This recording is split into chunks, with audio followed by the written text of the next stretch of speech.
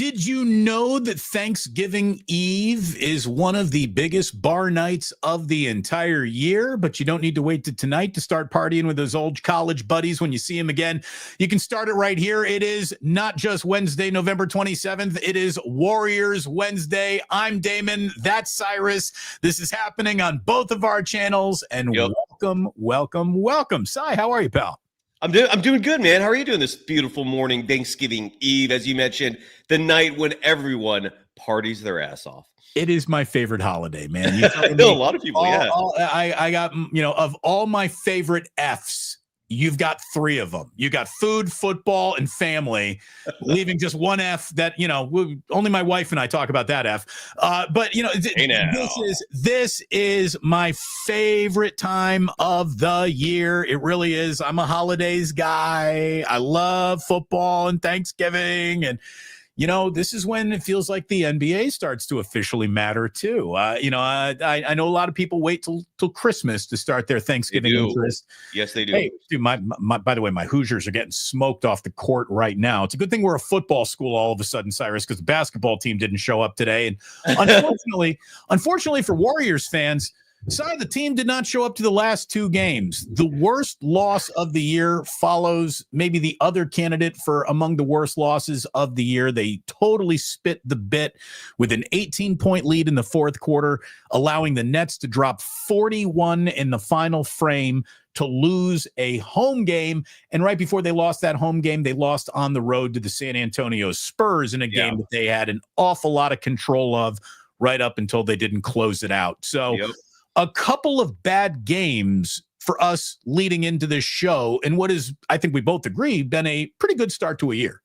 A phenomenal start to the year. I mean, the start to the year to me, if it solidified anything, it's that this is a season where Steph is a legitimate shot at a fifth world championship.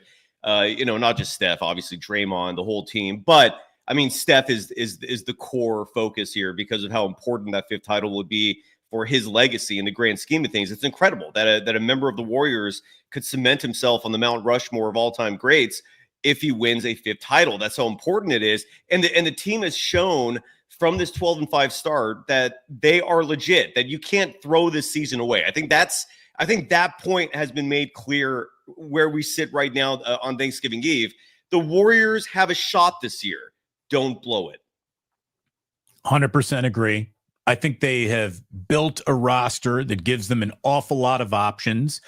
I know that you want to, as this show progresses, get into Anthony Melton, what the Warriors can do to replace him, what they're allowed to do contractually, because they get a 50% rebate on the salary, and now they can go out and trade for someone in that salary structure. How does De'Anthony Melton get replaced? And we'll talk about that, but I want to start with Kaminga. Okay. Because I don't think that there is any coincidence that two of the most disappointing losses have been attached to Jonathan Kaminga total absences. He has been ill the last two games, so he hasn't played the last two games. And there are two games that the Warriors couldn't find their attacking the rim scoring in the fourth quarter when the shot was failing them. They were having trouble with, just putting the clamps down defensively. And not that, Kaminga's slapping the floor and holding dudes to no shots, but he's a very good defender. He's a good body to defend. And what to do with Jonathan Kaminga? How does he best serve this Warriors team? As a player who contributes or as a trade asset that brings you in someone? I think Kaminga's value to this team has maybe been a little bit more easy to focus on in his absence than in his presence. I'm not trading him. I really am not, unless you're telling me that Kaminga plus gets you, the type of trade that no one would say no to. Yeah. And you're absolutely right. I feel like two things can be true right now. That it can be said that is absolutely true. One can be equally true, Cyrus. Two things. Is that a Ralph line? Is that a Ralph Barbieri line? I was not aware of that. Equally true. I'm part honored, part embarrassed. I'll leave it at that. So in the great Ralph Barbieri, I honor you, sir. But no, seriously, Kaminga on one hand has had a disappointing start to the season because by his own standards, when you see what he did last year, the Warriors, like the Warriors optimists will say, hey, they won 46 games last year. That was not an awful season. Well, okay, if you're on that side of the coin where you think last year was a good year, and I don't think it was, but 46 wins is not something to sleep on either. Kaminga was the second best player on that team. I mean, and you look at his numbers from January on, where he was averaging nearly 20 points a game. He finally started to show glimpses that he could fulfill his potential. So by his own standards to start this season, very disappointing. And I think the contract extension failure maybe got to his head a little bit. Those first 3 games particularly were abysmal. You take those first three games out in his overall statistics, and he's actually had a decent year, but still by his standards, not the best. I gotta be honest with you. My first official red flag on Kaminga is when the two of us showed up to media day and he's sitting there with blonde hair. I'm just like, well, yeah, he's young. He's young, and he's a fashionista, meaning like, again, he has 2 French bulldogs named Prada and Dior. I mean, so I'm not going to judge him for that. I'm not going to judge him for that. To each your own in terms of your personal interests, your hobbies, whatever. But yeah, it's not a good look. What are you going to do? But with that said, the Warriors. Real quick. What's your dog's name? Bubba. Okay. But again, look, man, I don't like, to each their own, but I hear what you're saying at the same time. No, not to each their own. You start naming your animals after freaking designer houses, Italian fashion houses. You better be a chick. Okay. He was 19. He was 19 when he got the dogs. That's why the blonde hair, less forgivable. But a lot of people have done that with their hair, and that's why I don't want to judge too much. The real men gone. With that said, the Golden State Warriors in these 2 games where he's been absent look average. Okay, they look average without Kaminga. I don't think there's any doubt about that. I don't think there's a coincidence that they lost these 2 games, especially the Nets. How the hell do you lose that game? I mean, all the energy, all the force that Steve Kerr was mentioning post-game that the team has lacked these last 2 games. Yeah, that's what Kaminga brings to the table. He leads the team in free throw attempts. He's 3rd in the NBA in scoring off the bench. He's literally a force of nature out there. So yes, he was missed. He's needed, and you better blow me away with any trade proposal involving Jonathan Kaminga if you want my side of approval. If you're not trading him, I want him bumped up from 14, 16 minutes a night. He should be a 20-minute-a-night player.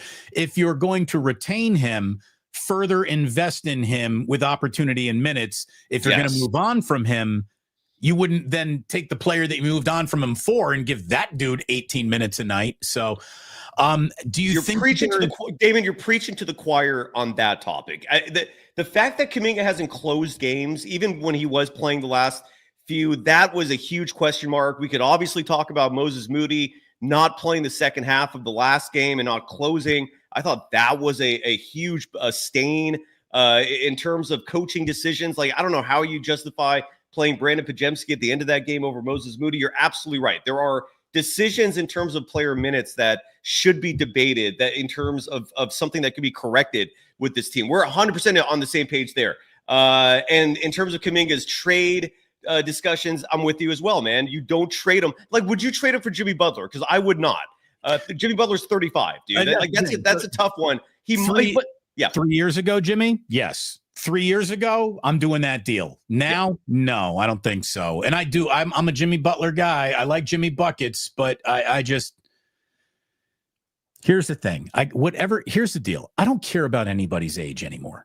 Because I don't care about anything other than the next 3 years of Warriors basketball. Yeah. 3 years of Warriors basketball. That's what you basically got left in Steph. That's the only timeline that matters to me. I was talking about, should Kyle vanish? Who do you want to replace him with? And I'm like, bring in Bill Belichick. What are you kidding me? I know. I'm on that side too. Some people are. It's weird. He's too old. I'm like, I don't care how old he is anymore. This is not a 10-year, 12-year hire. This is 3 years. Yeah. 3-4 years tops. That's all. We're not making this Niners show, but you're right. There's a weird argument there, and I don't hear logic from the Niners fans who are against a move like that. It's just like a emotional thing. No, I am 100% on board with Bill Belichick coming onto this team. I was 100% on board with Tom Brady coming on the Niners roster to start as their QB 2 years ago. That would have been a Super Bowl. But anyways, this is a Warriors show. I'm sorry. By the way, somebody says, Gareth, the two logos are on the wrong side. Oh. Well, watch this. We got to run a two-man weave. There you go. There you go. Now they're on the right. The logos are frozen. We can move. We can move. I feel better. Yeah. There we go. But Gareth, thank you very much. No detail escapes you. I love it. We have ads, by the way. While you run your sponsor, I'm going to go get my phone because that's where all my notes are for the trade discussions. You go ahead and you grab that I'll phone. be right back. In the meantime, let me tell everyone, I don't know what your lunch plans are for the day, but all you need to do, why did he have to kill the camera? But now Ike's gets the entire box to himself right there. My man Ike has got a delicious sandwich for you waiting at one of his now over 100 locations. Hopefully you've got an Ike's near you. Download the Rewards app. Start ordering sandwiches there. Start getting yourself free chips, free drinks, and a chance to go to a very large football game in New Orleans as Cyrus gives you I ate Ike's logo. That's how hungry Ike's makes me, man. There you go. And when you're done eating, my man, you go ahead and you get yourself a Guinness to wash it all down at the Dubliner in West Portal. That's my kind of bar. Maybe that's where I'm going to go spend a little time on Thanksgiving Eve. There's no way I'm going to be able to break free of my two kids and lovely wife. I'm staying home tonight. But you're whipped, man. You're whipped. The 27-year-old Damon would have totally been at the Dubliner in West Portal tonight. Certainly might have thought about dropping by Sunday night for 49ers and Bills, since that's going to be a game you're going to need to drink your way through. Or maybe you're going to go there tonight to watch Thunder and Warriors, kind of an interesting game that I know we're about to get into. But there you go. Thanks to Ike's, thanks to the Dubliner, and Cyrus, do your business. Thank you, sir. Sponsoring Golden Days today, and by default, also sponsoring the Damon Bruce show. That is a side note. That's a perk for our sponsors when we do these dual streams. That you're getting a lot of free views on that other channel. So congratulations. That is the giving that we give you on Thanksgiving. And this Thanksgiving, a perk for my sponsor, BetUS. But continue. Sorry about that. Okay, I apologize to them. No, that's all right. That's all right. Go ahead. But my sponsor doesn't care. I apologize to yours though. That the conflict affects them. But this Thanksgiving holiday, why not head to the world's most trusted betting platform and your number one source for online betting, and that's Bet Online. From the earliest odds to in-game live betting, Bet Online provides you with constant real-time odds and action and the ability to watch the games as they happen with the largest selection of odds on everything from football, NBA, college basketball, NHL, UFC, boxing, and so much more. Head to the website today to see why BetOnline is America's most trusted site for online wagering. BetOnline, the game starts here. And now back to the show. So let's get into De'Anthony Melton and the opportunities that are sitting just right there for the Warriors to maybe make good on a player that unfortunately is wrapped up for the year. Knee surgery means no more De'Anthony Melton, but this is a roster spot that the Warriors are going to be able to fill with not quite a mid-level, but they will be granted some injured player, grace, if you will, by the NBA's contracts and how they all work together. So let's talk about what the future could hold to replace De'Anthony Melton in the aggregate, if you will. Just to add to that, the trade exemption you're referring to, unfortunately has virtually no relevancy for the Warriors, because what the trade exemption would do for a team who had some cap space is you could reduce the contract in half, like you said, and then use that space, that slash in half, and spend that money on someone else. However, when you're hard capped, like the Golden State Warriors are, it becomes irrelevant, because even with that slash, the Warriors would still have to create that $6.4 million in space to get under the cap. Now, so that part of it, unfortunately, the trade exemption is not going to do much. I saw someone, I think Brett Siegel or somebody of Clutch Sports reported that the Warriors might do that. I don't know what good it would do, but what the Warriors can do is trade his contract and the entirety of it, which is approximately $12.9 million, and do a full trade with someone where the value has to match 75% of that $12.5 million in order to greenlight the deal. And there are some options out there. There are some teams who are all in on, as you beautifully monikered, capture the flag, right? Was that you coined that, correct? Cooper Flag. Who, by the way, pursuit did not play great last night. I watched that Kansas Duke game. Great basketball game, by the way. That was really good at the end. Kansas ends up winning, but Cooper was just he was okay. He wasn't hey, no doubt about it, he's going to be the number 1 pick in the draft. I mean, he was out there playing Kansas, which is good too. But it makes college basketball relevant. I think that's a huge positive for Cooper Flag. Side note. Right? I don't know. I'm not a college basketball guy anymore. I used to be, and then since the one and done thing started, where people show up for like a year and they're out, I stopped being that interested in it. But I know I'm the weirdo in this scenario, possibly. I know you love your Hoosiers. I don't blame you. And so Cooper Flag is making college basketball interesting for people like me.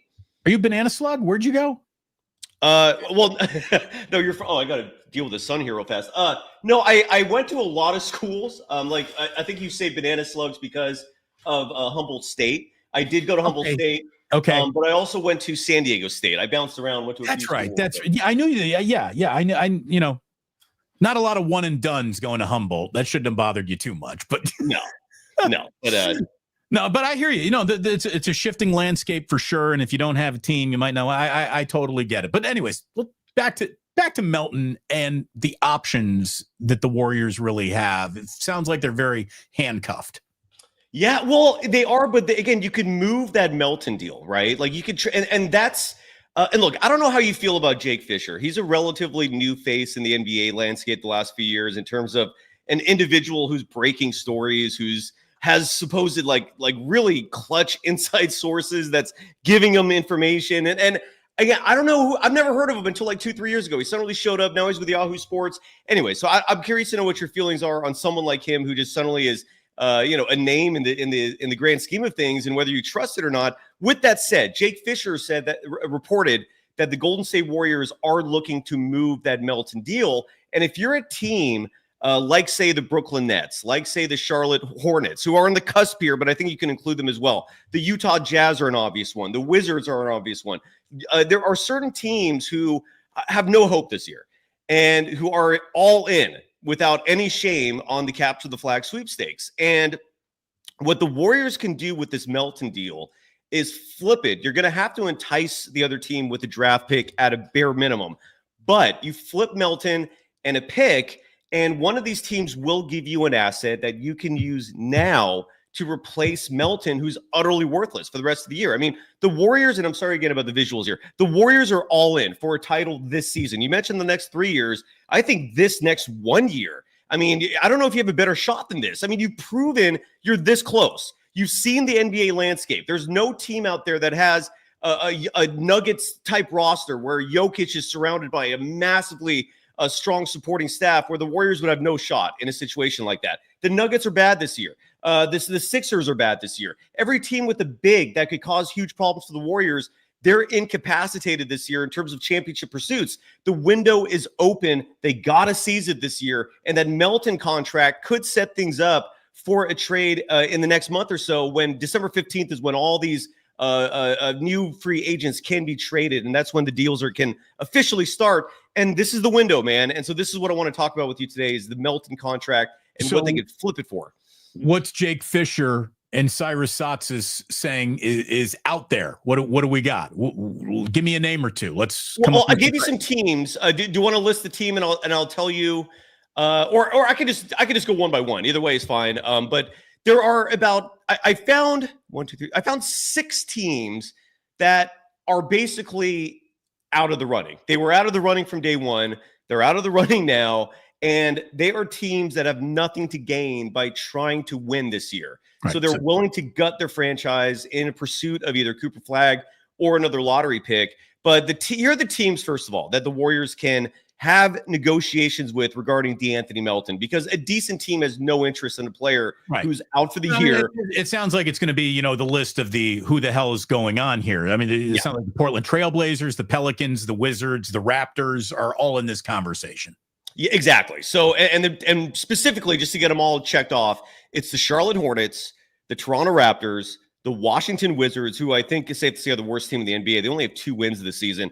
The Utah Jazz, the Portland Trailblazers, the Brooklyn Nets, and then there's a wild card, which I'm going to save for the very end because that could be the funnest discussion to have here. But those are the 6 that we're going to discuss today. Who would you like to go first in terms of who the Warriors could theoretically trade De'Anthony Melton for? Let's start with the Wizards. All right. Tell me how they get back into the Jordan Poole business. They're not getting to the Jordan Poole business. I'm just kidding. I know. But the Wizards have 2 options here that the Warriors can pursue that I saw. And again, these are like realistic options. When I say realistic, I mean like Steve Kerr's signing off on it. And that eliminates a lot of players, right? This has to be someone who would fit the team ethos, who Steve Kerr would actually play. So with that said, the Wizards have 2 players here who are options. And not all of these are sexy or attractive. Most of these you're probably going to shut down right away. But I'm just listing them off because they are options nonetheless. The Washington Wizards have Malcolm Brogdon, veteran point guard. The Warriors saw him when he was with the Celtics in the finals a couple of years ago. He's been bouncing around a team since. Still talented. I don't know if he's the type of player that you're looking for, but he would replace Melton and he'd give you a solid veteran presence. And then the other one is a name that everyone's been talking about. He will be available in a month from now, and that's Jonas Valanciunas. So your thoughts on those 2, sir? So Brogdon replaces, the concept of having a guy who can actually go 2 ways. Like I was reading a Tim Kawakami article saying that without De'Anthony Melton, you don't really have a single 2-way guy now here. You got an offensive lineup or a defensive lineup, and hard to find in the middle what is really going on. Valanciunas sounds like a guy that doesn't stay on the floor with the Warriors. Right? Like he's just not going to go up and down the court with them. So I would be more interested in Brogdon. Yeah, my first of all, one of my parents just texted me. They're like, "Where'd your logo go? Tell Damon to put your logo back." Oh, you know what? I'll tell you what happened. It's not a big deal. It's because of sponsors. No. It's not a big deal. I'm just making a parental unit happy. There it is. Thank you, Damon. And my dad thanks you as well. So with that said, Mr. Saatsaz. Jonas Valanciunas. No. And look, you got a new subscriber, Damon. He's going to subscribe to your channel now. So Jonas Valanciunas has been linked to the Warriors for a while. I actually think he would be a realistic option in terms of someone that Kerr would play as a backup. He might only get 10 minutes, but those 10 minutes could be incredibly serviceable. And then Malcolm Brogdon is not sexy. Like you said, he is a 2-way player, though. He does replace De'Anthony Melton in terms of what he brought to the table. By the way, I just clicked on Valanciunas's stats. He's 11-7. He's a good player. He's not a great player, but he's a good player. There's no scenario where the Warriors couldn't use 11 more points and 7 more rebounds a night. So I kind of like that. There's no ball handler in him. We're back to 3 guys on this team can dribble, but okay. And yes, and so that's your options there. And I don't know if you're monitoring the chat, but that's what you get with the Washington Wizards. You get now granted, with both those contracts, you'd also have to include someone like Gary Payton II to make the salaries work. De'Anthony Melton would not be enough, but they're out there. You can have those 2 players. They're options. Now moving on from the Washington Wizards, and again, I'm sorry to everyone who is not blown away by those 2 names, but this is reality for you, right? I mean, you're not going to get like a superstar player here. The Charlotte Hornets have the least amount of options available. They're not going to just give up anybody, right? They're not tanking at the same level the Wizards are, where the entire roster's up for grabs. So there's only 1 name on their roster, and I don't know if this moves the needle at all. It doesn't really move it much for me. Can I guess who it might be? Can I guess? Yes. Seth Curry? No, it's actually not. Because And here's the reason why Seth wouldn't work is because he only makes $2 million. So the salaries wouldn't work regardless. But you could get him in this trade as an additional compliment. The player I'm referring to is Josh Green. The salaries would work. He's a good 2-way player. He's a shooting guard, not a sexy pick, but he would improve your team, and you'd also get Seth Curry along with him. So it would be Josh Green and Seth Curry. Josh Green is talking about 6.5 and 2.5. He's not done much. I mean, Charlotte obviously isn't very good right now, but what else? Okay, fair enough. Yeah, there you go. Okay, so that's how this works. Now, the Brooklyn Nets are have a lot of names on their roster, and And they're going to be an interesting one because some of the players, for example, are injured. Like Bogan Bogdanovic, for example, would potentially be an option you could look at, but I don't think he's played at all this year. And I actually don't even know what his injury status is. I don't know if he's going to play. The Nets have Nick Claxton, a player who they gave a big contract to. I think it was like 4 years, 80 or 4 years, 100. It was somewhere in that range. He's getting 20 plus million a year. So I don't know if the Warriors would be open to sending that kind of money, but they also have players like Dorian Finney-Smith. They have, I don't know if Cam Johnson, you'd have to include beyond just De'Anthony Melton to get him, but Cam Johnson is another player. And that's where you'd have to include maybe like a first round pick or two. I don't know. I don't like Dennis Schroeder. I'm not looking at him as someone I would not want Dennis. I think the Warriors are small enough. What do you think about him?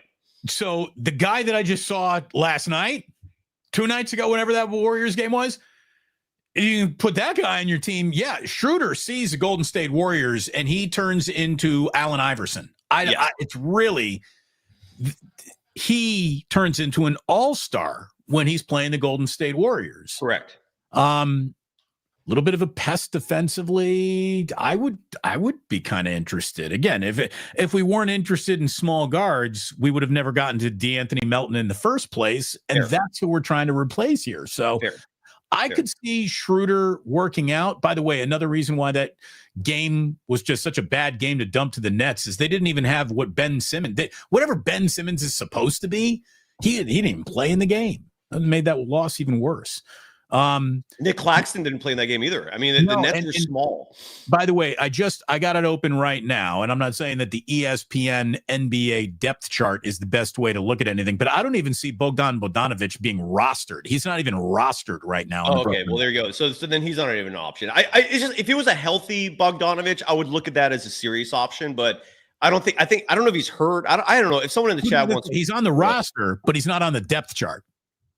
Yeah, who knows? I don't know what's going on with him. The only thing I see here is or day to day anything. 2 days ago, he was ruled out for the Warriors game with a foot injury. But again, you're right. I haven't seen him play all year. I don't know what's going on there. If someone in the chat wants to enlighten us again, let us know. But regardless, he doesn't sound like a good option if he can't even stay on the floor. So forget him. But that's Brooklyn for you, man. The Brooklyn Nets have some options. Again, I would not mind Cam Johnson. Like that would be my favorite pick of all this. But Cam Johnson at the same time played for Steve Kerr in the FIBA Cup last year, and by the end of the tournament, he was barely getting minutes. So I don't know if he's even an option, given he might not be a Steve Kerr type of player. Dorian Finney-Smith would be the option I would like the most, but he doesn't really move the needle that much either. But you could probably get him for like a second round draft pick. I mean, he could be cheap, and I wouldn't mind giving up nothing for Dorian Finney-Smith either. So there you go with the Nets. And what else we got? All right, fair enough. The Nets are not a team that I think realistically is going to be a trade target, even with those names. Now, the Toronto Raptors have 4 names. Like of all the trade options, they're one of the more intriguing ones because they're in full-on tank mode. They've got some assets that they'd be more than willing to move. Yeah, they're sizing about Cooper Flag on the year. Say again? They're 4-14 on the year. They're awful. They're an awful team. So you could get there, and they have players on their team. Here are the 4 names on the Raptors that you could realistically get. Some of these you can get for virtually nothing, like Melton and a second round pick. Fine, we'll give them to you. Can we reunite with Chris Boucher? Wasn't he a Warrior for a hot minute? That's the first name I'm bringing up. It's Chris Boucher, who gives you size. Every time Warriors fans see him, I'm sure they're tinged with regret over letting him go for nothing. So it's Chris Boucher is one of the names. Yes, Bruce Brown is an intriguing one because he's the type of guy who every time he is added to a team's bench, they win, and they win big. And I mean, Nuggets fans will attest to what he contributed to that team. He's available. You'd have to include GP2, but great, fine. Now suddenly you have a guard who's even giving you size, who's a two-way player. Like Bruce Brown out of all these is, and I know Warriors fans are probably shrugging or giving me a weird look, but for me, Bruce Brown is one of the most intriguing names available. And then the Raptors also have a player named Davion Mitchell, who I'm not saying target individually, but you could produce a combo trade with them where you're getting back either Kelly Olynyk is the fourth name. You can get Kelly Olynyk and Davion Mitchell if you include, let's say, a GP2 in the contract. So those are the four names from the Raptors: Chris Boucher, Bruce Brown, Davion Mitchell, Kelly Olynyk. You'd have to include GP2 in for some of these players to make the numbers work. With that said, they're the most intriguing trade partner to me. Your thoughts? Yeah, I mean, I would definitely be interested in Chris Boucher. I would be interested in Bruce Brown. Of all of the players that we've mentioned so far, and look, I had to open up to see what he was doing this year before I liked Valanciunas. Not bad, but I would rather go Boucher Brown before I did anything else. So I am sitting down to have a meal with the Toronto Raptors. Yeah. Before I think I'm eating in any other one of these cities to even talk about what we might be able to do. So, okay, let's move Toronto to the top of the heap. What's else under the heap? And real fast in the chat, Gareth Yep is saying Dante DiVincenzo is available. Theoretically, yes, but Minnesota is going to ask for a lot in return. So just keep that in mind, and also keep in mind that DiVincenzo, as good as he is, him and De'Anthony Melton, they're two different classes of players. If you're expecting DiVincenzo to fill De'Anthony Melton's shoes, I would not expect that. People forget easily that DiVincenzo, when he was with the Warriors, had good games, also had bad games. He virtually disappeared in that playing game. So I'm not as enamored with the idea of Dante DiVincenzo as some people are. I wouldn't mind him, but I'm not giving up important assets to get him either. He had a really nice run with the New York Knicks. Yeah, he did. The fact that his last name has a lot of Italian vowels in it, though, means the coverage was slanted towards, hey, Italian at the Garden. Look, I'm not saying that he is the basketball equivalent of Tommy Cutlets, but believe me, if that guy weren't Italian either, you wouldn't be hearing much about him. DiVincenzo.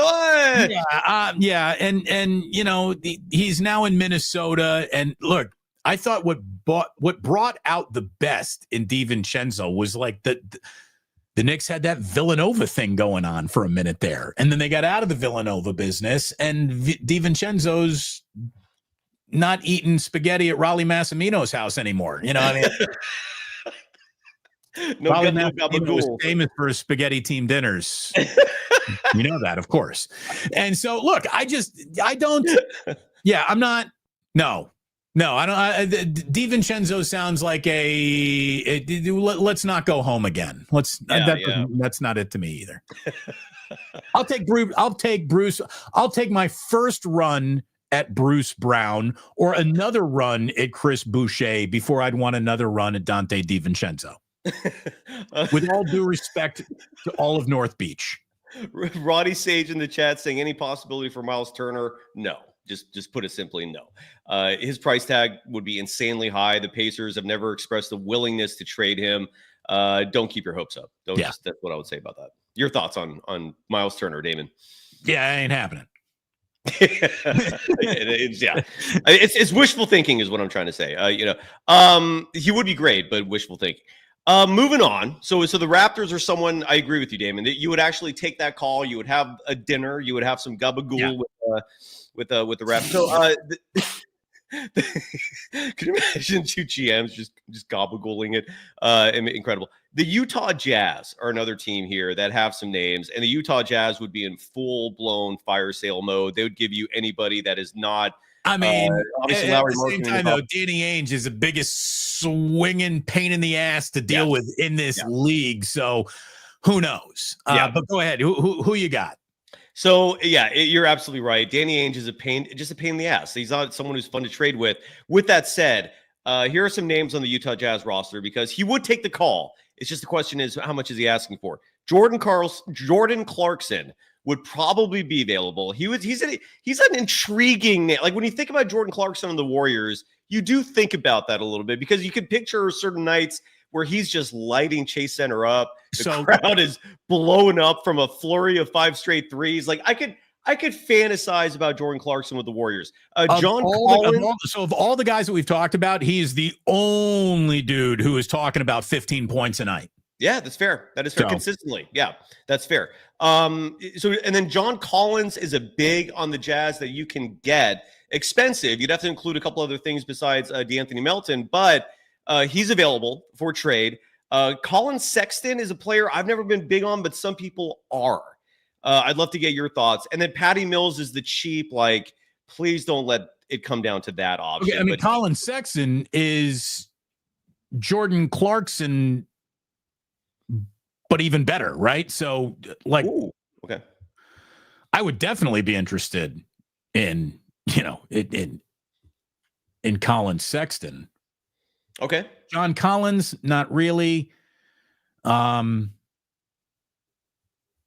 But again, at the same time, Danny Ainge isn't going to trade you either one of those guys unless you include Podziemski, which at this point, maybe they would. I mean, I don't know. Like, here's the thing. If you end up trading Podziemski to Utah for Jordan Clarkson or Colin Sexton, when you wouldn't include him to get Lauri Markkanen, that's pretty much, what people are chanting as they're dragging Mike Dunleavy out to the bay to drown him.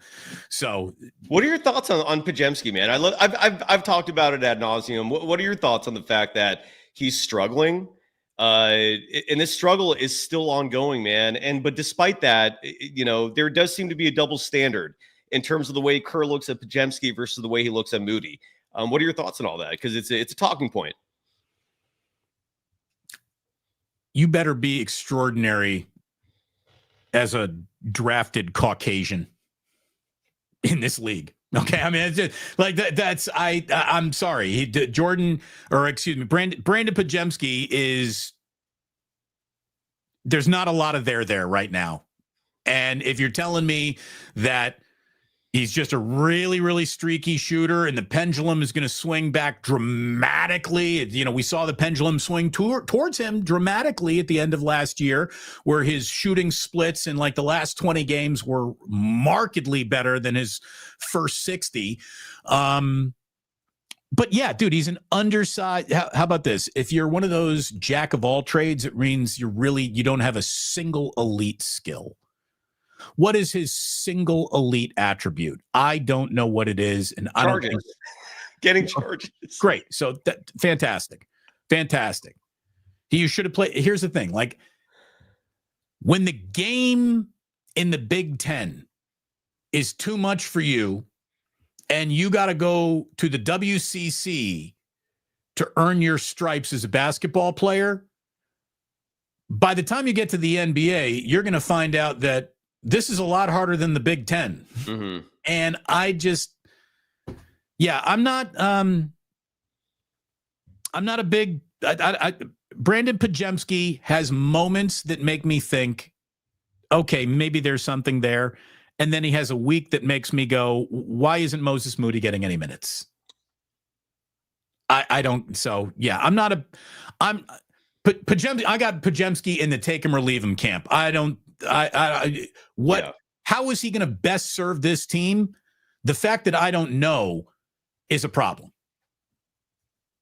True Talon dropped $1.99, Damon, to get your thoughts on. Oh, we got a super. Damon, your thoughts on Ty Jerome being better than Podziemski? That's not good. No, it's not good. Not good.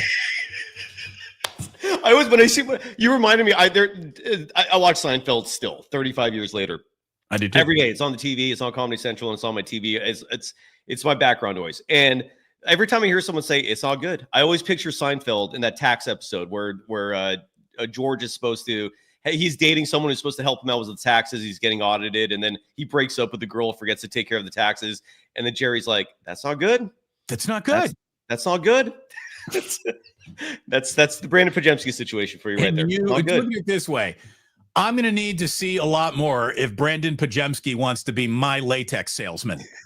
Okay. I'm just going to need to see more from him, because what we're getting right now, you cannot be my number one outdoor out of the office latex guy.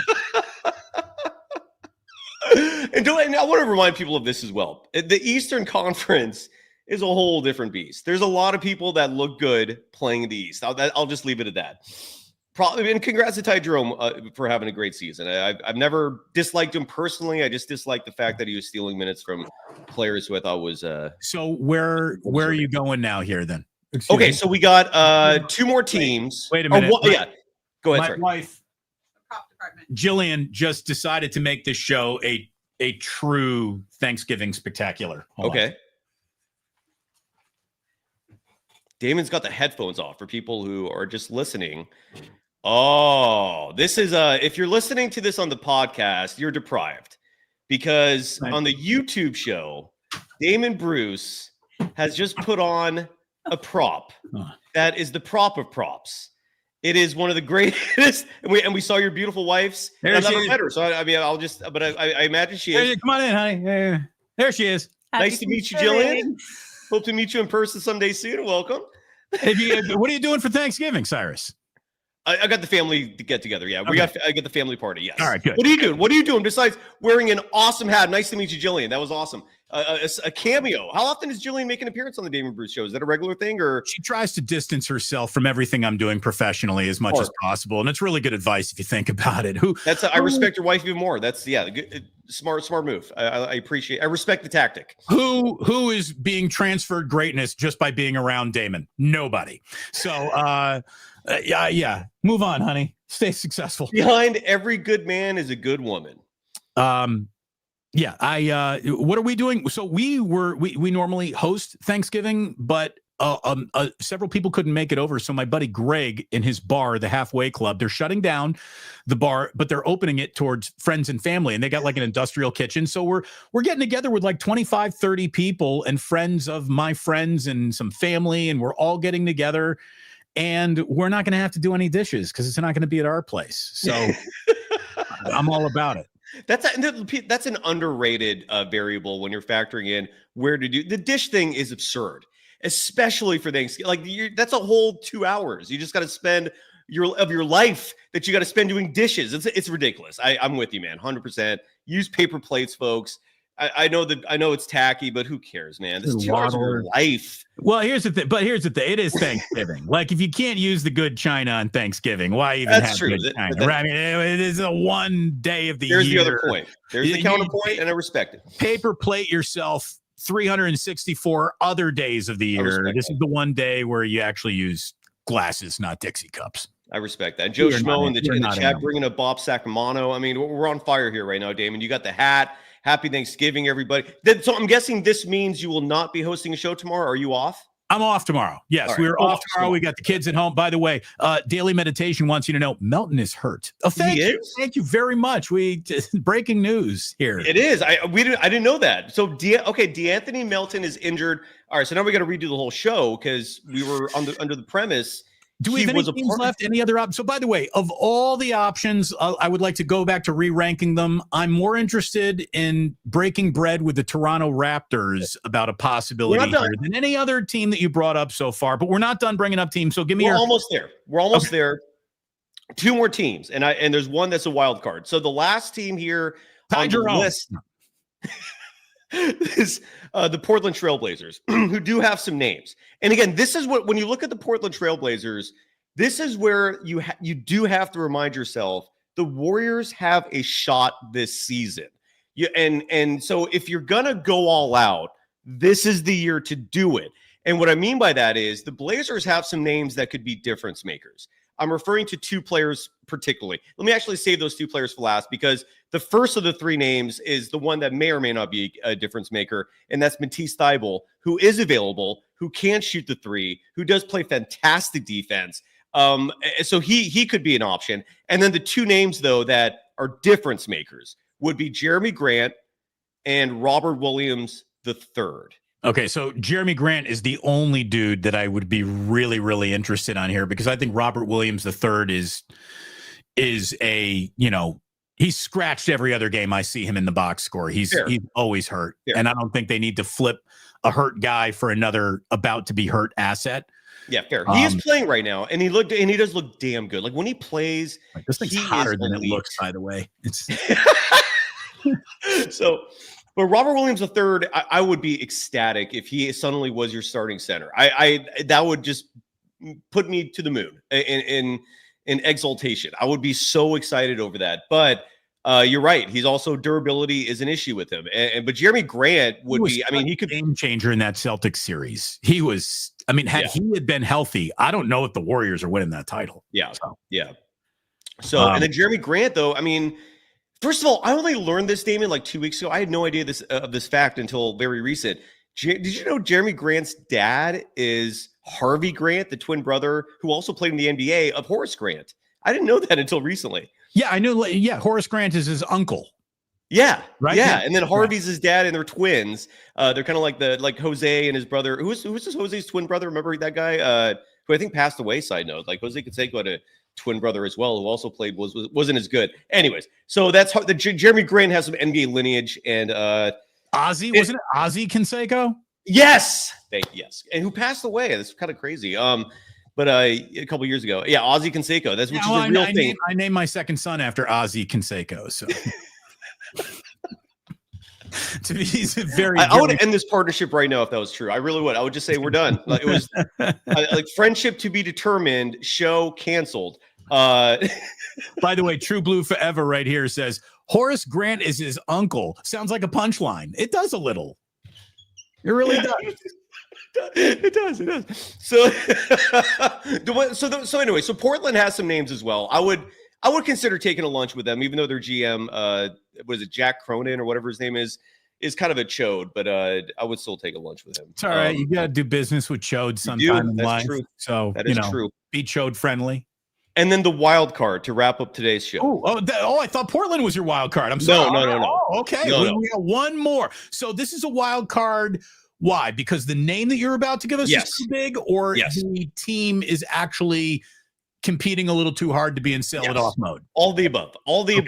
And the name is only one name for this one team. And it's an interesting one because if you're the Golden State Warriors, you can use De'Anthony Melton's contract and give up assets that you can move on from immediately and get this guy. It's a risk, but it's a name. And if it pans out, you're winning a chip. His name is Zion Williamson. The Warriors can get him right now for 2 first-round picks, Melton, GP2, Looney, 2 first-round picks. He's yours. You could have Zion Williamson. And then if the best version of him shows up, you're winning a chip. He is such a distressed asset. Keyword, still being asset.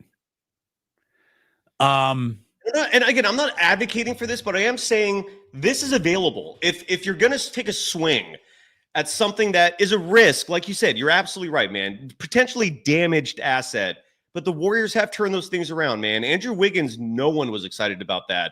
When the Warriors first made that trade. Andrew Wiggins is having his best month with the Golden State Warriors right now. He's phenomenal. It is phenomenal. You're right. He's playing great. He's been great. And I didn't think I was ever going to be able to root for that guy ever again. But he is actually having a really good year. I just want to bring up New Orleans. Pleasant surprise, Andrew Wiggins. He's like, you're absolutely right, man. The best case version of Andrew Wiggins, we're seeing it right now. Such a pleasant surprise. I don't know how else to spin that, dude. That's the all right. Bravo. Hold on. I don't mean to bring the show to a screeching. You're fine. Halt You're good. Here. You're good. Williamson not close to returning with a hamstring timetable. He remains out. Shams said, "I'm told Zion is not remotely close to coming back. This is a 4 to 6 week injury, but the Pelicans are bracing for him to be out beyond that point." So we're talking, if you were to do this deal, you're not looking at Zion until February, March. Maybe January if you're optimistic. We don't know for sure what the situation is. Part of this could be the Pelicans shelving him to move him because I don't know if you're aware of this, and you probably are, but just in case you're not, and maybe the audience isn't aware of this, Zion Williamson could just get cut by the Pelicans after the season. His contract is no longer guaranteed because of the number of games he missed. Part of the reason why he split with his agency is because he's in this situation now where he might just be cut and lose all that money. So he's an asset you could get. And again, it's a flyer, but that dude, when he's healthy and he's playing, is a beast. No, he's 20 and 10 waking up in the morning on a healthy day. And I wouldn't mind Draymond tutoring him and coaching him. I wouldn't mind, presenting this challenge to Steve Kerr, because you can't play Zion 5 minutes a night. You can't be herky-jerky with Zion's minutes like you are with Moody and Kaminga. You got to play him. It's going to be glaring if you don't. And I want to I would like this challenge, but it is a risk. Sporticus says Zion after Thanksgiving might not be the best investment. All I can say is that's funny. Porn convention. After a porn convention, maybe not a good time either. Sorry to interrupt. Go ahead. Porn convention. Yeah, I would say I would avoid that time as well. Yeah, because he was dating the porn. Remember that porn star was like harassing him on social media for a month? Like every day was putting him on. Wait. Just because you're on OnlyFans doesn't mean you're a porn star. Oh, I apologize. Just another chick fingering herself for money. Was she OnlyFans? Was that the limit of this individual? I think, unless you're like literally in some backyard in, Simi Valley. Are you really doing porn?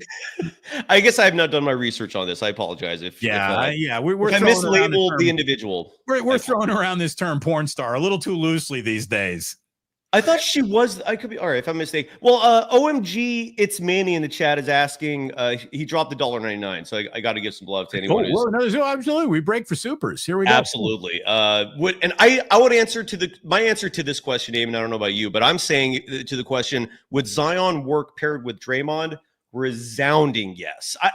I think it would work beautifully. That's my thought on it. I don't know. What do you think? I think it is just up to so let's get those two personalities in a room and see how they actually mesh. And if Zion were to just, like little brother around Draymond Green, it would be the best thing in the world that ever happened to Zion's career, for sure. Yes. So there's a lot to be learned from a guy who has won at the highest level.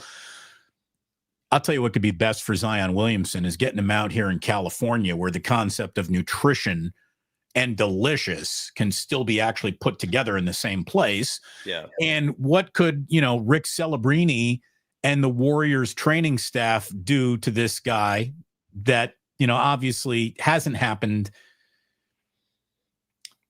It would be an all-in or crap out and have to leave the casino type of move. And here's why I'm not fully against it is because for the price, it would be minimal damage. Like if it didn't pan out, you'd lose this season, unfortunately. It would be huge unfortunate, but you're not giving up the future.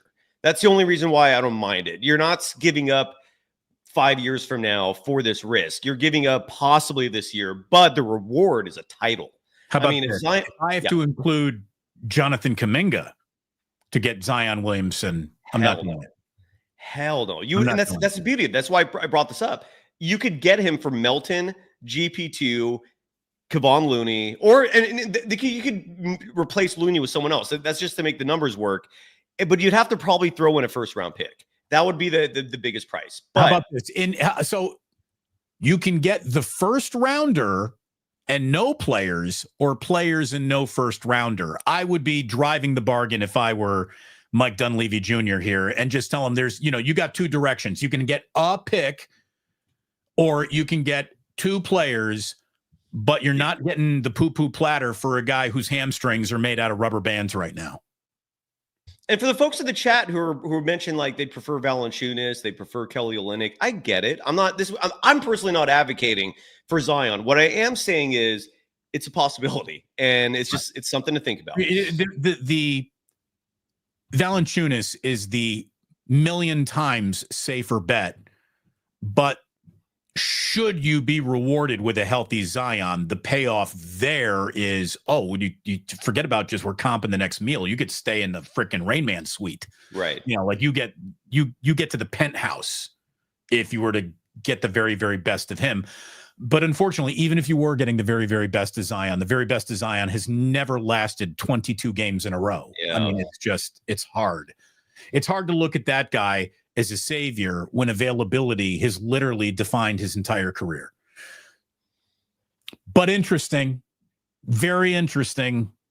And a huge reason, because some people in the chat are bringing up Nick Claxton, a huge reason why I wouldn't keep your hopes up for that is I just don't see the Warriors wanting to bring in someone with that much money owed to him. He's got like an Andrew Wiggins level contract. He's got like 3 years after this season. You talk about durability. He's hurt right now. So I wouldn't hate it, excuse me, but it's a lot of money that he's owed. And whereas a player like Valanciunas, I don't know what, actually, maybe you owe him a lot too, but he's still, I don't know, man. Damon, what are your thoughts on the Thunder? The Warriors play the Thunder tonight. Another big matchup. I'm really, really happy that you asked, because I wanted to put it together, because I knew we were going to end up talking about the Thunder. Yeah. This, Cyrus, might be the single most interesting team in North American sports. Forget about just the NBA. Okay. There is no team, maybe in any sport, that has a collection of young, impressive, still on the come talent quite like the Oklahoma City Thunder do. And there is no team who has future assets and flexibility the way that the Oklahoma City Thunder do right now. I saw this. I clipped it. It's from CBS Sports. These are not my words. The Thunder built the bulk of their draft surplus through blockbuster deals like the Paul George and Russell Westbrook moves. But lately, they've been reinforcing it through deft cap management. Whether it's been Oladipo, Chris Paul, Al Horford, Oklahoma City has mastered the art of receiving picks for both absorbing a player and then later giving that player away. After years of making all these trades, the Thunder have amassed the largest pile of future NBA draft picks in NBA history. It's incredible. It's incredible. And their roster is literally laden with underpaid, because they're still on their rookie contracts, talent all around them. And Shai Gilgeous-Alexander is the single best player in the NBA who doesn't have his own shoe deal, right? Yeah. I mean, this guy is Good take. fucking great. Good take. I mean, he's not really, really, really, really good. He's all-star level great. I mean, he is awesome. And lots of the picks that the Thunder have are protected, or they're, pick swaps. So there's a lot of moving parts to what the Thunder really have. The amount of picks that the Thunder have is so extraordinary. The actual answer is unknown. That's how many picks they have coming up. They have unknown number of picks over the next 7 years. The long story short of it. Jesus. The long story short of look at what the Oklahoma City Thunder are tonight. Watch them tonight, and then remind yourself as you're watching them tonight, not only are all these guys incredibly young and talented and coming together as we're watching them, but over the next 7 seasons, they will add anywhere between 9 and 15 first-round picks, and between 21 and 27 second-round picks. So there is a chance that this team has the youngest, most interesting, most underpaid, talented roster, and over the next 7 years will have more than 30 assets to either draft and play or package and trade for whatever they need. Like the Oklahoma City Thunder tonight could put together a trade to get them Jason Tatum, Kevin Durant, and Steph Curry. Okay? Like the Oklahoma City Thunder could tonight put a deal in front of the Golden State Warriors for Steph Curry that they could not say no to.